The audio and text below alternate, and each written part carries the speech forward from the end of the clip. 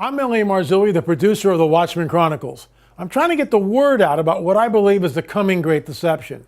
When, not if, the so-called extraterrestrials reveal themselves, what will you do? When this happens, it will change everything. This is why I'm showing the first 40 minutes of the film, UFOs Are Real, for free, to get the information, at least some of it, out to you. I travel around the country speaking at conferences, and this led me to ask the audiences how many of those sitting there had actually seen a UFO, lights in the sky, had sleep paralysis, or an encounter with some sort of an entity. I was astonished as upwards of 30% of the people raised their hands. This led to the making of this film. Everyone who comes on the record has had a first-hand experience with the burgeoning UFO phenomena. So sit back and prepare to have your worldview rocked and perhaps your paradigm changed as you listen to their testimonies. In their own words, UFOs are real. Thanks for watching.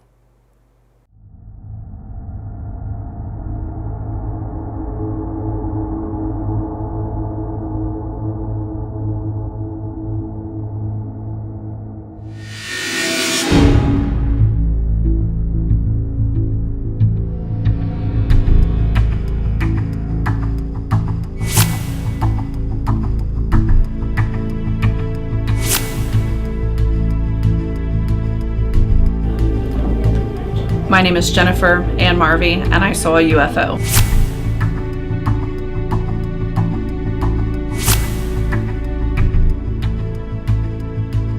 My name is Terry Staley, and I saw a UFO.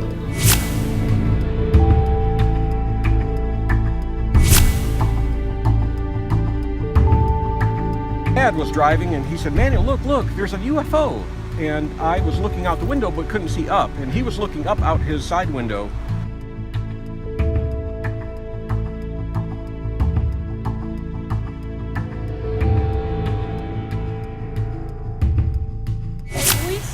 They stopped over the treetops, and it was very weird and made you very uncomfortable.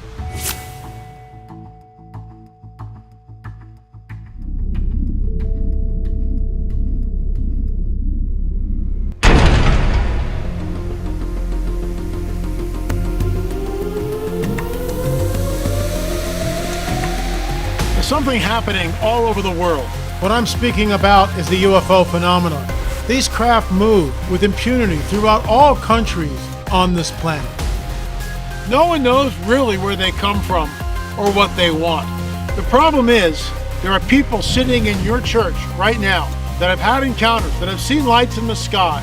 They're baffled by it. Oftentimes, they're afraid to come forward for fear of ridicule. The purpose of this film is to pull the covers off this dirty little secret that the church refuses to address. Join me as we explore the folks who have had encounters in their own words.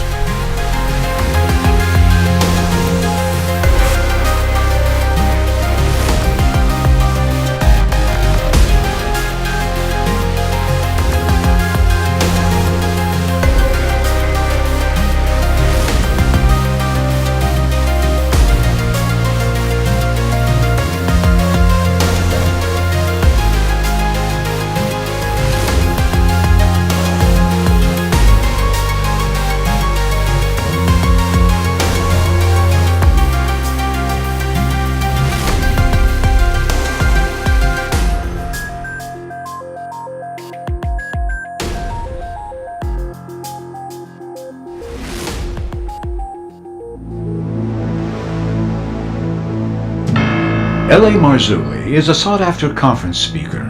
He travels all over the United States and Canada, lecturing and presenting his cutting-edge research to audiences. For this film, Marzulli asks for a show of hands of people who have seen a UFO, lights in the sky, or other unexplained phenomenon. How many of you have had seen a UFO, sleep paralysis, or an encounter with a being? Just raise your hand. Raise your hand. Keep them up. Hold them up.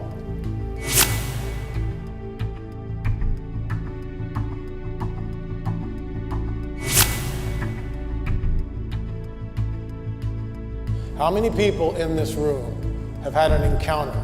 Strange lights in the sky, UFOs? Raise your hand, please. Hi, look around the room.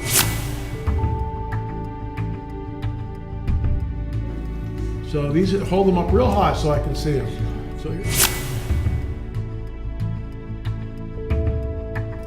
Wow. Look around, keep them up, keep them up, keep them up.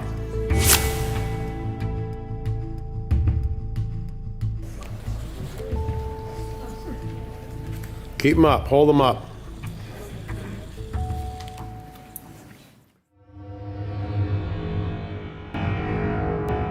My name is Alan Matthews. I've seen a UFO. I've seen a UFO. And I saw a UFO. And I saw a UFO. I've seen a UFO. And I have seen a UFO.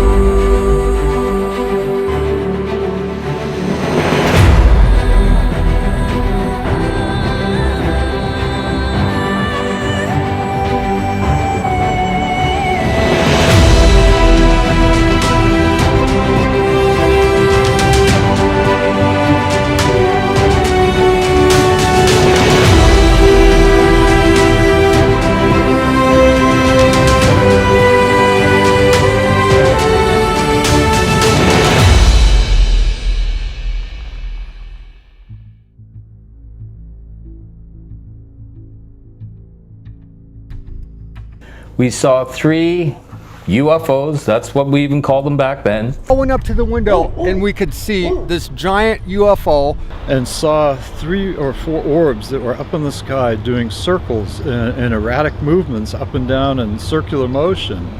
And all of a sudden we see this light in the sky, and I asked my husband, is that a plane? And he said, I don't think so. And so we kept watching it, and it hovered over the treetops, and you could see the flashing lights around it. It was round. See the flashing lights around it, and then you could see the windows and lights in the windows, but you couldn't see inside the windows. This particular night we looked over into a field and saw 3 hovering lights. This thing was huge, and it was, well, I didn't know until I started using the camera, but this thing was moving around and shifting and all kinds of things. And I was driving that night. It was quite late at night, and I started to see some kind of orange flary lights in the desert.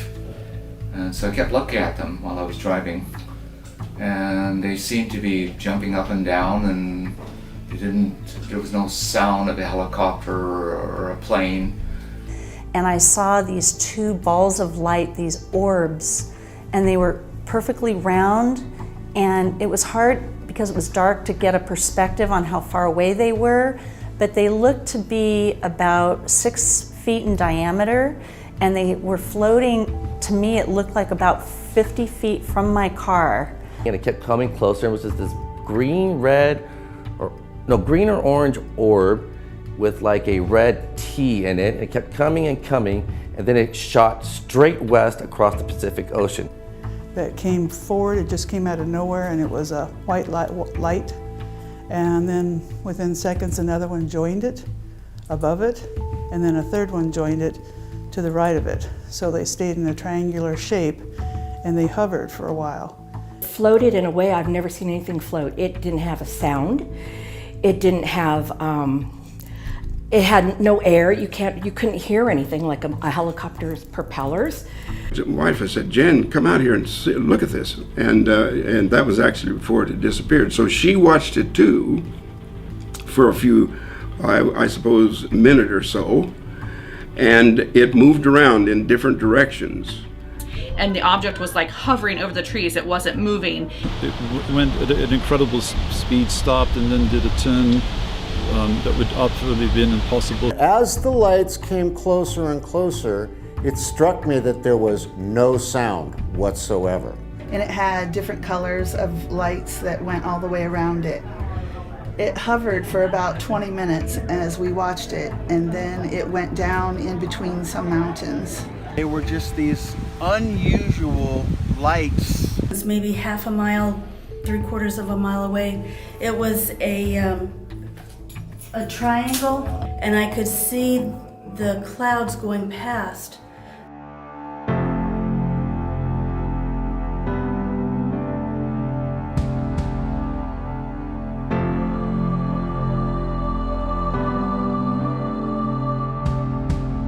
Al, you've had multiple experiences, and some of these experiences were very troubling to you. I want to go back to really the beginning of your life, when you had your first encounter, and what was that like? What were you thinking when you saw this thing? I was just a young guy. I was out on a hockey rink in Ottawa, middle of winter, with my twin brother and probably about 8 other kids. Beautiful sunny day, not a cloud in the sky. And one of the guys looks up and says, "What's that?" We all stopped and looked up. We saw 3 UFOs, that's what we even called them back then, hovering in formation like a triangle. The sun was beaming off these things. We looked at them and we're all like mesmerized, going, "What are those?" And all of a sudden they moved like that in the sky, just darted and then stopped again. Everyone ran into the shack, the changing room, except for me. I stayed out on the middle of the ice and stared at these things, and I said, in my mind, I said, I need to know what these things are. Right after that, I got an angelic feeling. That's the only way I can describe it. Angelic feeling of these things, of warmth and love. Euphoria? Euphoria is another word you could use. What did the craft look like? They were like disc-shaped objects. They were all exactly the same size, no sound, silver with dull silver, bright silver? Bright silver with the sun just beaming off these things, and no sound. It was very spooky. Never seen anything like that. How close were they to you? I would say a mile away, because this pollution plant where they were hovering over was a mile away from the rink. Okay, and they were right over that? Hovering right over, maybe 100 feet up. Okay, yeah. wow. Pretty crazy. Now, this was the first of many experiences that would follow that.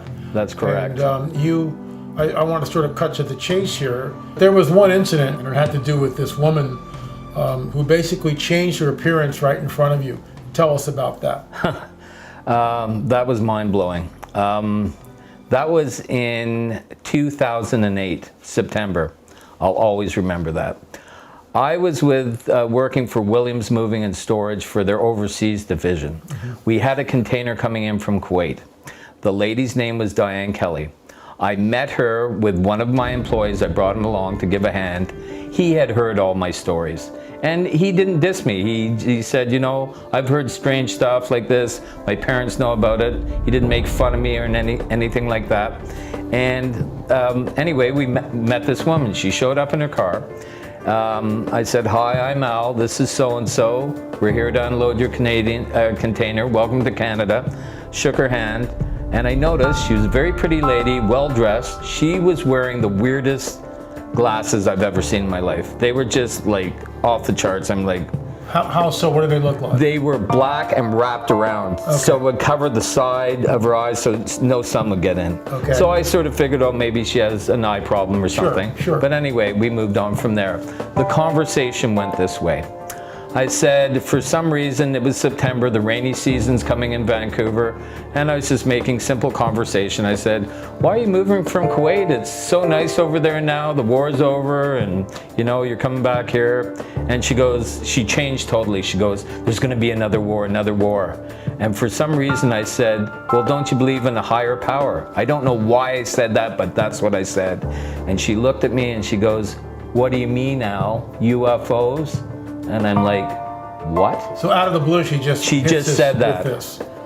And I said, "What?" And she still has the dark glasses. Yes, that's right. I look at my other guy that's working for me, and he just sort of shrugs his shoulders. He heard her. And I go, "What do you mean by that?" And she goes, "We were supposed to meet. I know that you know." And I go, "Know what?" She goes, "I know you've been taken by them many times, and so have I." So let me get this straight. You've never met this woman before? Not at all. Not at all. She has no idea who you are. Exactly. I mean, she has no idea of not only does she not know who you are, but she has no access to figure out who you are. Oh, totally. Like nothing. So she's saying something which just completely startles you. Is that a fair? My jaw dropped. Okay. I'm thinking, is she reading my mind? So. But she looked human. Totally human. Totally human. Okay. Totally human. At this point. Except for those weird glasses, okay. But then and again. And you dismissed that with the eye thing. That's right. I'm thinking something else, right? But once she did that, I'm thinking, oh my God, here we go again.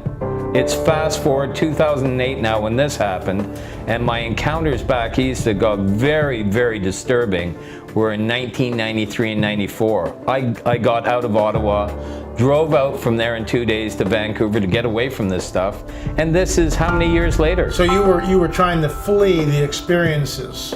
They got The so UFO traumatic, experiences. so traumatic back east, I had to get out of there. Okay. Scary, beyond scary. So then this happens. And nothing had happened after I moved out here until I met this lady. Okay. So yeah, that was shocking.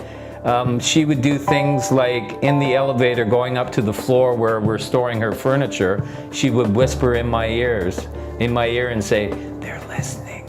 I go, "Who's listening?" They're listening. They're listening. I go, "Who's listening?" And she goes, "Them, you know, the Greys." She goes, "They're always watching." And I told her, And you never had her, you never conversed with any of this stuff, and she's coming out and letting you know this stuff. and starting to spook me and my other assistant. Sure. I said to her, I mean, that's just out of the blue to start doing this stuff. I said, "Look, I'm here to do a job. You're really starting to creep me out." That's the word I had to use. And that would, I mean, it would creep anybody out. I mean, you would, you know, what's going on here? I How know. do you know? What are you talking about? This woman sounds really crazy, certifiable, to say things like this. I got the job done. Okay. What I did do, and I think it's human nature, I gave her my number. Okay. Because Mistake number one. Big mistake number one, and it was just like human interest and how do you know this stuff? I need to eventually talk to you more. I gave her my number. As you said, big mistake. She phoned me up about a week later and said, "Oh, I'm just down the road from your place," because I had told her the area where I live. And she goes, "Why don't you come down for a drink after work?" So I said, "Sure." I'm with my buddy, once again, that met her the first time. The same guy. Yes. Okay. I said, "Hey, do you want to come? I'm just going to go home and clean up." And he goes, "Not a chance." He goes, "What are you doing? Stay away from that." I said, "No, I got to find out. Just my intuition. I got to find out more about this." He goes, "No, I'm not going." I went. And that's when the strangest thing ever happened in my life, and I've had some strange things. I walked into their place, I buzzed up, her friend answered the door, it was her apartment, a beautiful 2-story condo right on the Fraser River, obviously in BC, and they're both out on the deck, and they have these big, big glasses of wine. Now, did the friend look normal to you? Totally normal. Okay. And she introduced no sunglasses? her. No, just normal. Okay. No sunglasses. She introduced her to me, and I could tell they'd been drinking, and I knew I'm not passing judgment. They're having some fun. And she introduced her friend. We sat down on the deck. She's still wearing those strange glasses. Their glasses of wine are right in front of me on a table. And out of the corner of my eye, I noticed this massive black fly in her wine glass. And it's almost like it was stuck to the glass. It didn't make sense. It wasn't moving, and I pointed it to her. I said, "Oh, look, there's a big fly in your wine glass. I'll grab some Kleenex and get it for you." She smiled at me and she goes, "No, I'll get it." She put her finger in the wine glass. She didn't crush the fly. The fly stuck to her finger, and she put it towards her mouth and went like this. And I just looked at her and I go, "Holy smokes." I go, "If you're hungry, I can make you a sandwich. Why did you do that?" And she just smiled again. So that's the starting of how strange this got, and it only got stranger. From there, she took off her glasses. She got on top of me while I was sitting in my chair, and she started lifting up my shirt. And I said, "What are you doing?" And she goes, "Oh, how old are you? You're well preserved." Let me stop you there. So this is not typical behavior for you? No, not at all. Okay, so this is something normally you wouldn't allow this? No, Okay. I figured it's because she'd been drinking, but it got a little carried away when she started asking me how old I was, and the glasses were off, as I said. She went to kiss me, and I pushed her away, and her eyes shape-shifted. Now, when you say, what did they look like before? What are they? Just normal. I don't know if they're brown eyes. Or they certainly weren't like blue eyes or emerald eyes. I would have noticed that right away. I think they were just normal, darker looking eyes, but the whites were white. When I pushed her back, when she went to kiss me, I pushed her back. Her eyes shape-shifted. The whites went to a golden color with black streaks, and her pupils shrunk. I upset her, and that's what happened. When I pushed her back, her eyes shape-shifted, and I pushed her off me. That was my reaction. And I said, "What the heck was that?" And she gave me the most evil laugh you've ever heard. And I got the heck out of there. So you ran out of there? I ran out of there, and she was chasing me. I'm not telling you anymore. Did the pupils, were they round pupils or were they serpentine? Round. Okay, round pupils. Yeah. What I would describe her eyes as, it's like a snake eyes or a reptile's eyes. Reptile's eyes. Yeah, with the little black streaks in that. Okay. Yeah, it was absolutely shocking. So you got out of there? Got out of there. And then you came to Gordy Tongs, correct? I talked to a couple of people. My girlfriend first, she said, "What are you doing?" She trusts me. And I said, "Yeah, I had to find out more about this." She goes, "You stay away from her." That's when I started waking up to all this stuff. It had to end. It had to end. It had to end. It had to end.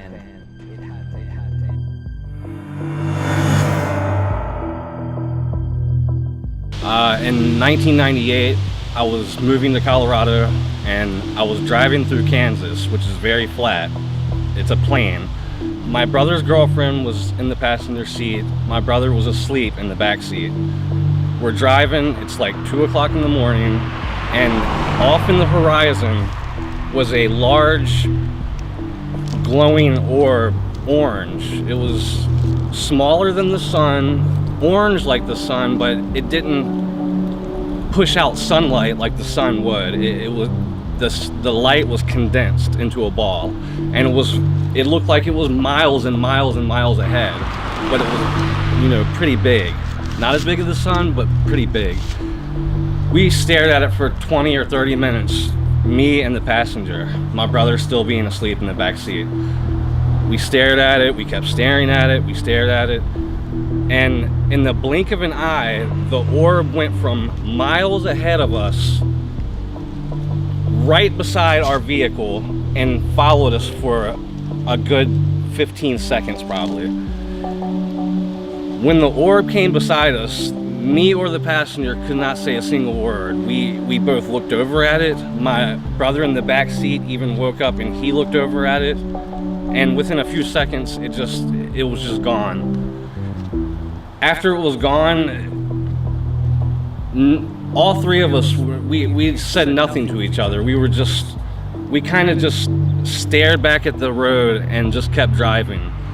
And we ended up going to a rest stop probably an hour and a half later and stopping for a rest. And that's when the conversation got brought up again, like, what did we see? But after it vanished from our eyes, like from the side of the car, we didn't say anything. We weren't even really in awe. It was like no facial expressions. We were just kind of just focused back on driving.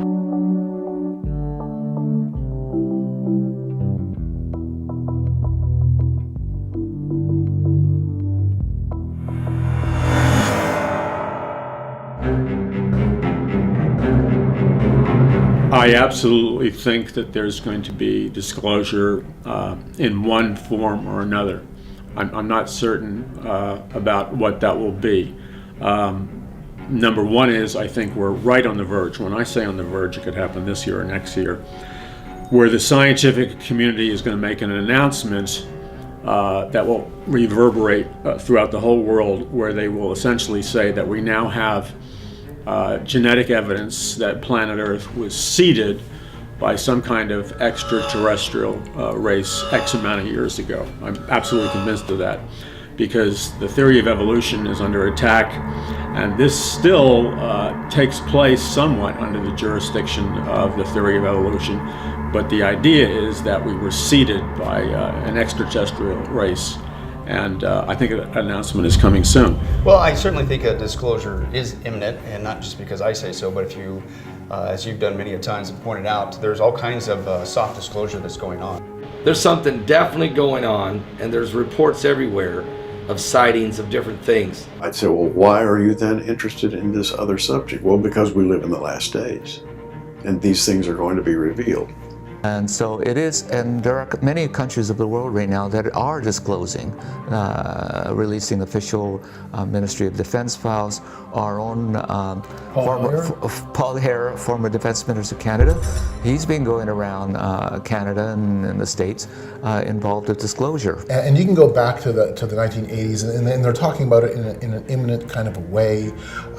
In the 1990s, they're talking about it in an imminent kind of way. It's always, we're ready to come. We're almost there. In terms of disclosure, whether it is like a fallen angel technology disclosure, because I believe that occult technology exists, fallen angel technology exists, or whether it is a psychological, like a Project Blue Beam, where it's some kind of very sophisticated illusion. It would have to be pretty sophisticated. But we're on the verge of something, because we have geneticists saying that we've got the DNA pool of mankind has extraterrestrial DNA in it. We have this convergence of scientific information. So absolutely yes, a disclosure is coming. And with the stuff coming out of the Vatican and other sources, it could happen in a year now, or any month actually.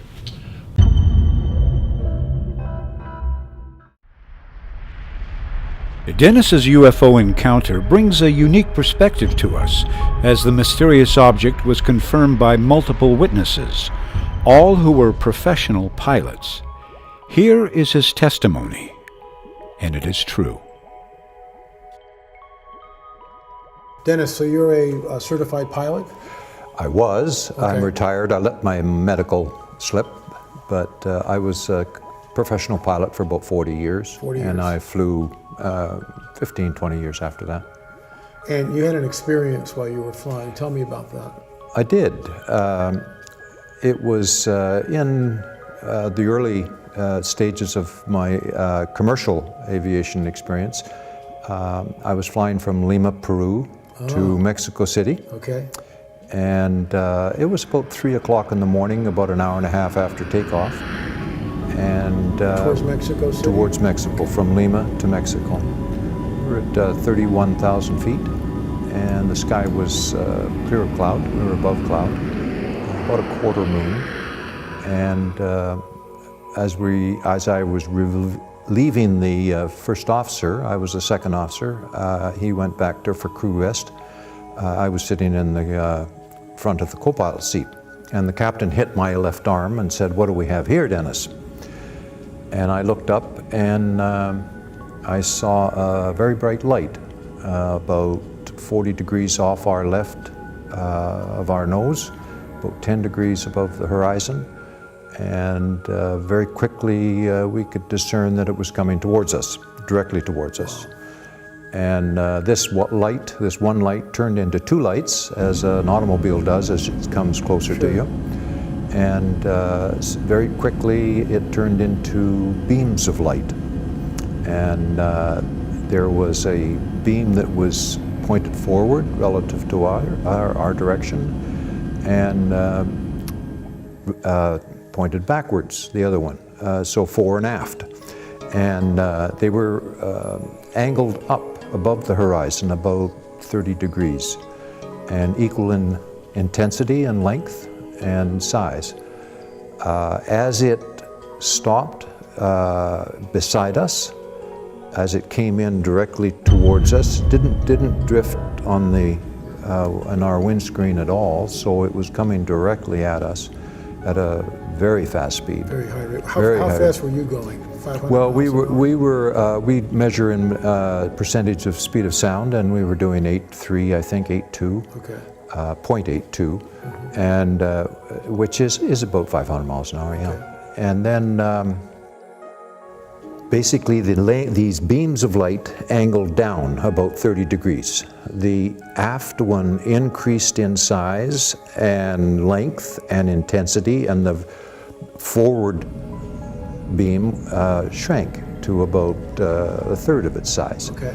And then as it stopped, very beautifully and coordinatedly, these beams of light angled towards almost parallel to the horizon, just maybe 1 or 2 degrees down. and they became equal in size and intensity. The beams were a wispish, bluish gray, and they were like cylinders of light, big beams of cylinders light. And as we were both traveling forward, they were formating on us. As we were both traveling forward, there were sparks originating in the front beam as we were traveling along at various points, and then shooting rapidly down the beam. So we hypothesized that it was probably an electric type propulsion system, and this was the exhaust or the photon beams that were going out. I mean, no guessing on that, obviously. Conjecture. Conjecture, yeah. But based on, you know. Based on what I've seen in the air, as I say, I've flown professionally for 40 years. There's a lot of electrical charges that build up on an aircraft as it flies through opposite charges, and things like St. Elmo's Flyer shows up on the windscreen. And actually, I've seen a beam of electrons out the front of our aircraft, like a narwhal thing. So about a foot, 2 feet in diameter, and probably 50 feet out. So it looked like this, looked like electrons to me. So these lights it filled the windscreen by about 27 inches. I reached out my arm, and the beams of light were equal to my thumb, to my thing, about 9 inches, my little finger, and then the other one was the same. The distance between the two lights was about the same length as the lights, these propulsion lights.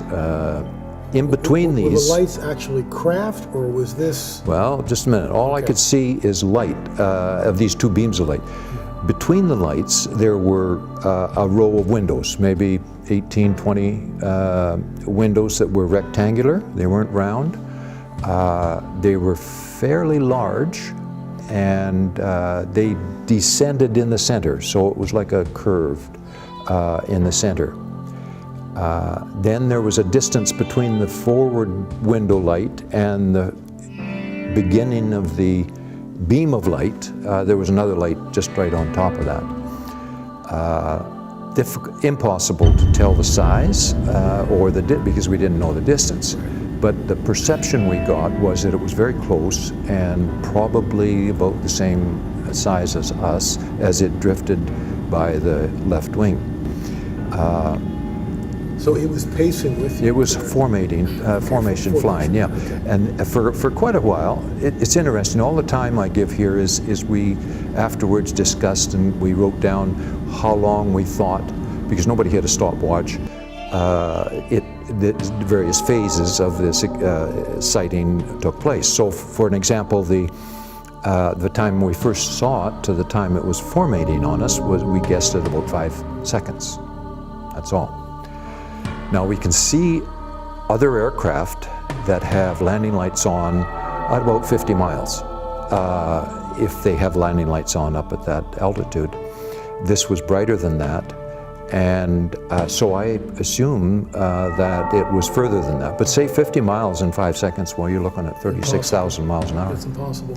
Let me just ask you something. You are, and because you're a pilot, you are a trained observer. Is that a fair statement? It is. I was in the military. I was a fighter pilot in the military, interceptor, flew all the jets we had. And so I have had lots of experience intercepting and fighting and playing with other aircraft in the air. So I'm fairly things. And this was with only 18 months after my military career.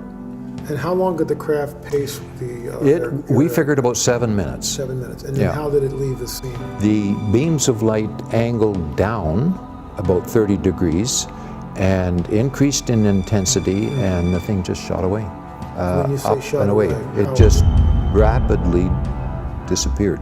5 seconds or so, and it was gone. Which is impossible. We don't have anything like that today. Oh no! It was. It defied the centrifugal force if it was material. So it looked like material from us because the quarter moon that we had was behind us on our right, and we could see light, the moon beam lights reflecting off the fuselage. but we couldn't discern the shape or the edges of it.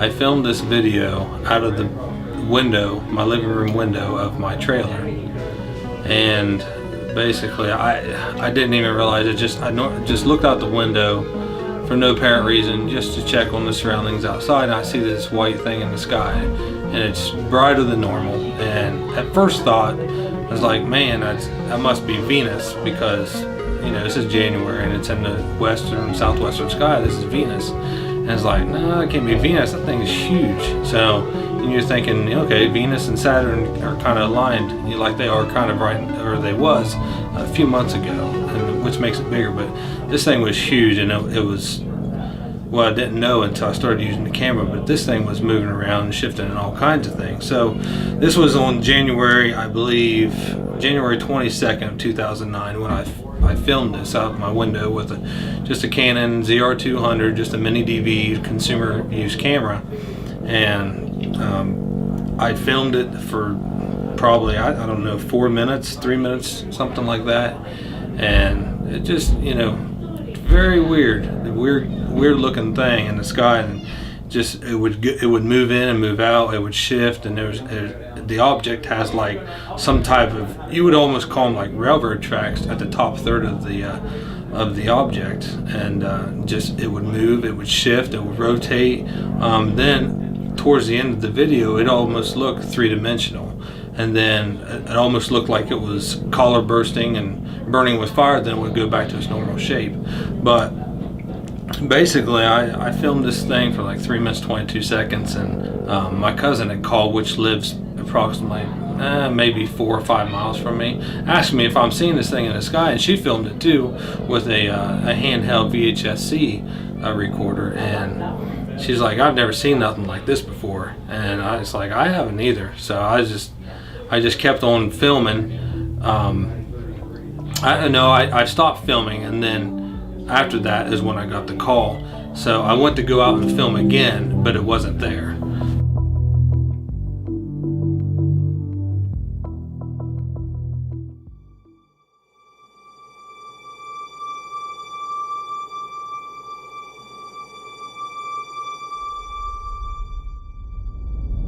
My name is Jennifer Ann Marvey. I was a freshman in high school. Me and my sister was in a chapter called Future Homemakers of America, which was a chapter for all girls. We was at a Halloween party at our high school, and we had some girls with us that were in a foster home that was not able to attend unless they had a way to and from the party. So my sister offered to do that, and there was 12 of us in the car. As we was dropping the girls off, it got down to where there was just 6 of us girls. 3 of the 6 were girls that were in current foster care. As we were taking them home, we was in the Appalachian area of Hocking Hills, and we had saw lights, and they were saying it was probably just a truck, someone mud running. And I was telling them that, they weren't familiar with the area, and there was no roads there, that it couldn't be a truck, that was a lot of trees, and on top of the trees we seen a shape and light, almost like running lights, and we stopped to look at whatever this was, and they were saying it was a truck, and I explained to them, and then they finally realized that it was trees, and the object was like hovering over the trees, it wasn't moving, and that there was multiple lights. And we got scared, and I told my sister who was driving, I said, you need to just go. And she was speeding. I remember her speeding, but it was like we weren't moving. And as we finally got to the house to drop the foster girls off, the foster mother came out and was cursing us and said that we were hours late. And as I looked at my watch, there was no way that we were hours late, because we had left the school approximately 30-40 minutes prior to that and already had dropped off 6 girls. But according to the mother, we were hours late, and she was irate. And we all, to this day, have talked about these memories, and we know that we seen a UFO or something that was not ordinary, and we all now are in our 30s and 40s and still all remember this. And that was what I believe to be a UFO.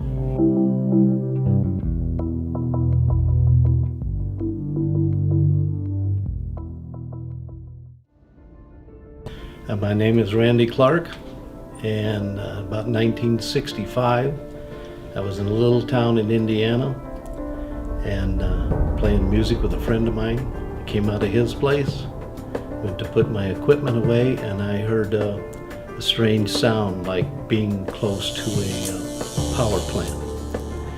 And I looked at the back of my car. I thought there was some sort of electronic thing going wrong, for electric in those days. And then I went to put my amp in the trunk, and I thought maybe that the trunk light was shorting out. And I turned around and looked, and right over the street, at telephone pole high, was this silver sort of a, I guess for a lack of a better name, a cigar-shaped craft, no wings, and it was just very slowly moving at a very slow speed like this. And it had 3 lights on it, light in the front, and 2 lights on the side that were amber colored.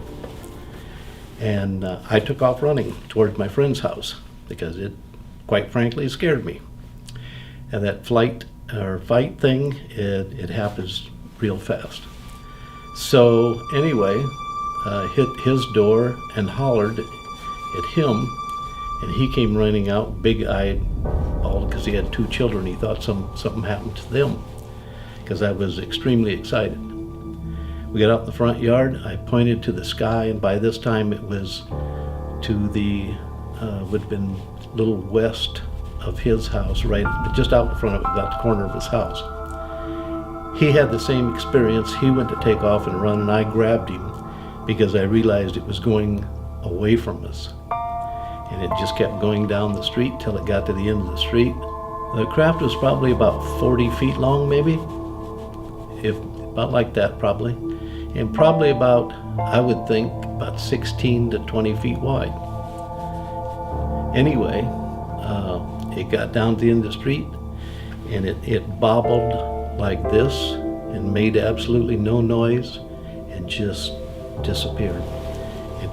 I mean so fast that you could blink and it wouldn't be there. But there was no propulsion, no noise, nothing. It just disappeared.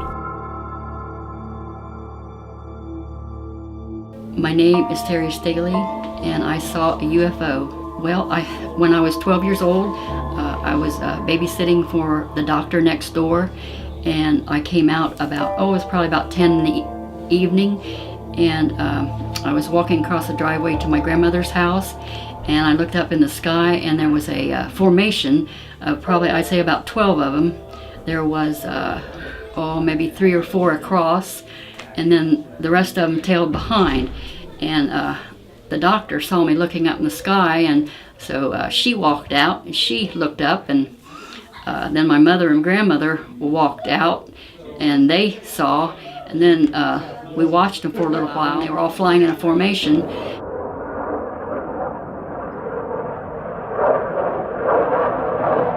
And then we saw an airplane come through and saw it flashing red and green. And the minute that the airplane came close to these things, they just all scattered.